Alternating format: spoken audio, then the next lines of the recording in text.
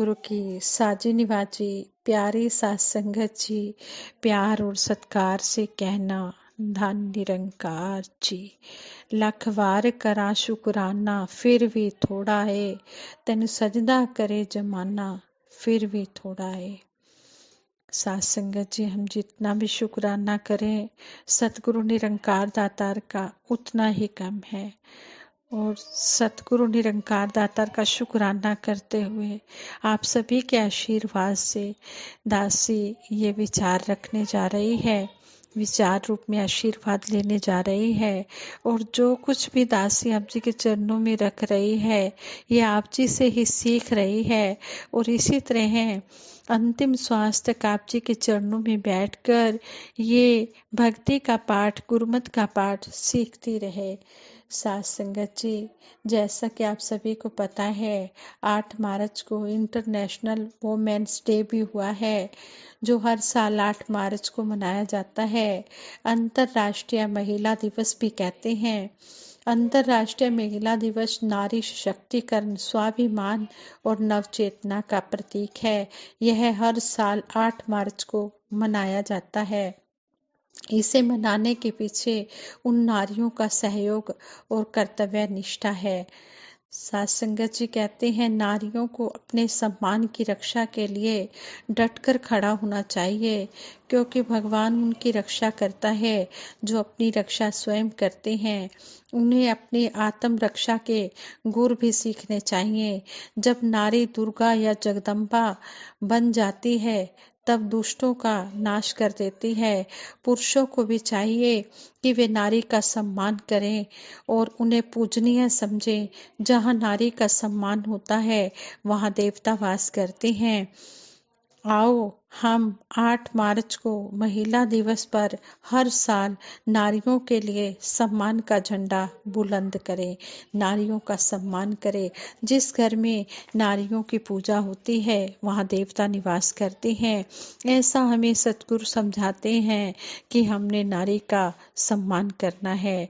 नारी माँ भी है, नारी माँ रूप में भी है, बेटी रूप में भी है और बहन रूप में भी है, पत्नी रूप में भी है। हमने हर रूप में इनका आदर सत्कार करते चले जाना है। साध संगत जी कहते हैं भक्तों को प्रेमा भक्ति बहुत अच्छी लगती है। यह उनके आचरण, वाणी और व्यवहार को पूरी तरह बदल देती है। जीवन जीने का मकसद प्रेम को धारण करने पर ही समझ में आता है। प्रेम के कारण दिशाहीन जीवन दिशा युक्त हो जाता है। लोग अलग अलग तरह से प्रभु के प्रति प्रेम का प्रगटाव करते हैं। उनके जीवन में प्रेम के कारण जो सहजता, सरलता, निश्चलता आती है उसको देखकर, सुनकर, समझकर हर किसी के मन में प्रेम का संचार और विस्तार होता है। कहते हैं कि कुछ महीने पहले ये महात्मा इंद्रजीत जी बता रहे थे, कहते हैं कुछ महीने पहले दास का एक लोकल कपड़े की शॉप पर चादरें इत्यादि खरीदने के लिए जाना हुआ। उनकी दुकान में एंट्री करते ही देखा कि उस दुकानदार ने अपनी दुकान में एक मन भावन मंदिर बनाया हुआ है। उस मंदिर में उस सज्जन ने सतगुरु माता सुदीक्षा जी महाराज की फोटो को भी श्रद्धा से आगे के स्थान पर विराजमान किया हुआ है। यह देखते ही दास के मुख से सहज में ही निकला, बेटा यह हमारे सतगुरु देव जी का चित्र आपके इस पावन मंदिर में कैसे? दास की बात पूरी होने का इंतजार किए बिना वो बोले, आप भी महापुरुष हो क्या? दास ने कहा, हाँ मैं भी अपने सतगुरु का छोटा सा शिष्य हूँ। दास ने पूछा, आपने गुरुदेव की ये फोटो कहाँ से और कैसे लाकर यहाँ सजाई है? वो बोले, अंकल जो सतगुरु स्वयं यहाँ आकर विराजमान हुए हैं। वो बोले, अंकल जी सतगुरु स्वयं यहाँ आकर विराजमान हुए हैं। जब आपका समालखा में वार्षिक संत समागम था तो उसकी समाप्ति के 2 दिन बाद हमारी दुकान पर आंध्र प्रदेश से समागम में आए 8-10 भाई बहन चादरें व कंबल खरीदने आए। उनकी भाषा हम समझ नहीं सकते थे। उनके साथ हिंदी भाषा के जानकार एक सज्जन भी थे। वो हमारे बीच एक दूसरे की बात जानने समझने की कड़ी थे। वे सत्संगी भाई बहन आपस में बहुत मधुरता से महापुरुषों जी का संबोधन करते। यहाँ तक तो ठीक था, परंतु वे तो मुझे भी जब किसी चद्दर या कंबल की ओर इशारा करते तो कहते, महापुरुषों वह दिखाओ, या महापुरुषों इसकी क्या कीमत है। उनके इस संबोधन से मुझे बहुत शर्म भी आ रही थी कि मैं इस योग्य कहाँ जो ये मुझे महापुरुष का दर्जा दे रहे हैं। उन्होंने काफी सामान खरीदा। उनका आपस में प्यार से बोलने का सलीका मुझे व मेरी पत्नी, जो प्रतिदिन कुछ समय दुकान पर सहयोग करने आती थी, उसको भी बड़ा हैरान लग रहा था। उसे भी यह सुनकर बड़ी हैरानी हो रही थी। सामान का बिल बनाने से पहले पत्नी ने मुझसे कहा कि यह सत्संगी लोग हैं और इतनी दूर से आकर इस दुकान पर पधारे हैं, इनका बिल अपना लाभ कम करते हुए बनाना। मेरे वर्कर ने उनका सामान का बंडल बांधा और वे खरीदारी करके चले गए। अगले दिन 10-12 भाई बहन और आए, जिनमें पहले दिन आए 4-5 भगत भी शामिल थे।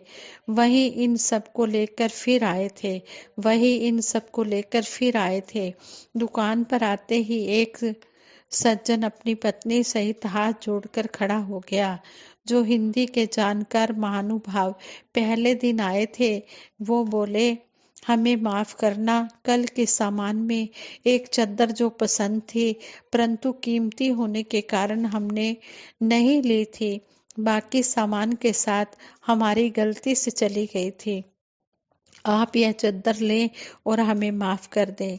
सच्चाई तो यह है कि वह चद्दर मेरे वर्कर की गलती से बंडल में रख दी गई थी। उनकी ईमानदारी व सुंदर चरित्र ने हमें बहुत प्रभावित किया। मेरी पत्नी भी धार्मिक स्वभाव वाली है। वो बहुत हैरान हो रही थी। वह मुझसे बोली, यह चद्दर इस बहन को पसंद थी ना, इन्हें ही दे दीजिए। फिर उस बहन से कहा कि यह चद्दर आप ले जाएं, अपनी इच्छा से जो देंगे वही इसकी कीमत समझें। उन्होंने आज भी बहुत सारा सामान खरीदा।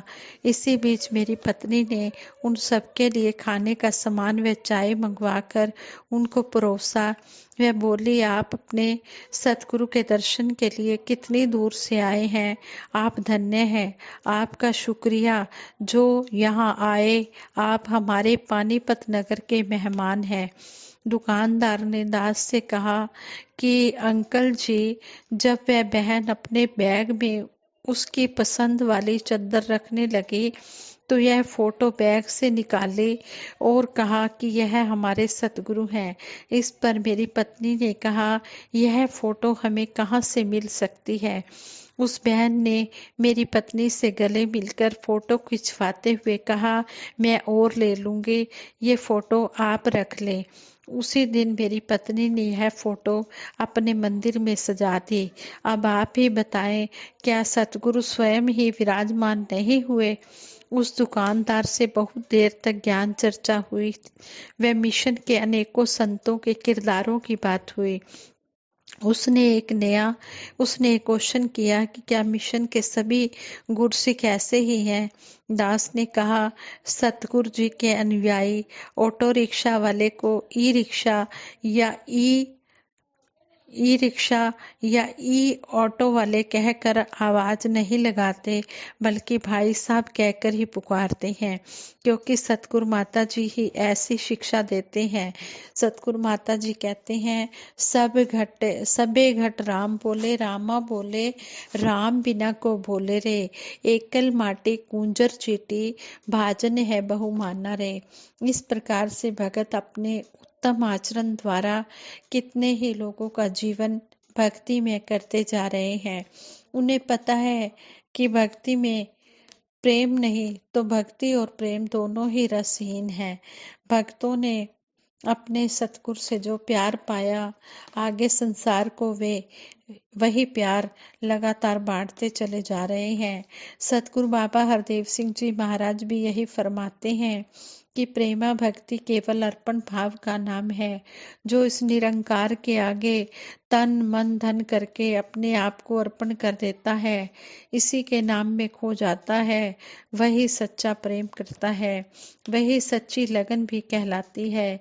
जैसे माँ का सहज प्रेम बच्चे के साथ होता है, वह उसका लालन पालन किसी स्वार्थ के कारण नहीं करती।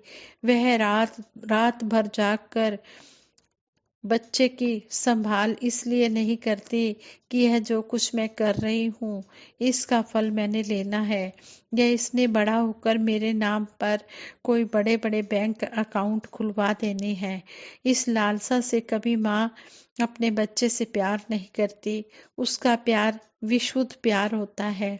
माँ का एक एक रोम, एक एक श्वास इस प्रेम में अर्पित होता है।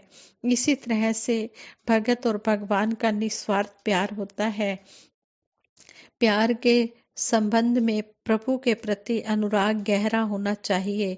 जो आध्यात्मिक प्रेम होता है यह हमेशा दो तरफा होता है।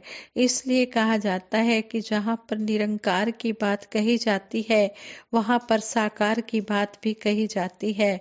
जब यह प्रेम विशुद्ध प्रेम हो जाता है, बगैर कोई इच्छा रखे प्रेम हो जाता है, तो वह हमारे संपूर्ण जीवन को आनंदित कर देता है। कहते हैं प्रेम गली अति साकरी, जामे दो न समाही, जब मैं था तब हरि नहीं, अब हरि है मैं नाही। कहने का भाव कि कहते कि प्रेम की गली में दो नहीं समा सकते, यानी कि हंकार और निरंकार। जब हंकार होता है तो निरंकार मन में नहीं बस सकता, और जब निरंकार बस जाता है तो फिर हंकार नहीं आ सकता है। कहते हैं प्रेम का निर्वाह अत्यंत कठिन है, सबसे इसको निभाना नहीं हो पाता है। जैसे मोम के घोड़े पर चढ़कर आग के बीच चलना मुश्किल होता है। प्रेम प्याला सो पिए, शीश दक्षिणा दे, लोभी शीश ना दे सके, नाम प्रेम का ले। प्रीति बहु संसार में, नाना विधि की सोए, उत्तम प्रीति सो जानिए, हरि नाम से जो होए। रही मन धागा प्रेम का, मत तोड़ो चटकाए, टूटे से फिर जुड़े ना, जुड़े गांठ पड़ जाए। टूटे सुजन मनाइए, जो टूटे सो पार, रही मन फिर पाइए, टूटे मुक्ता हार। दिल की गहराई से ही आसमान को छुआ जा सकता है।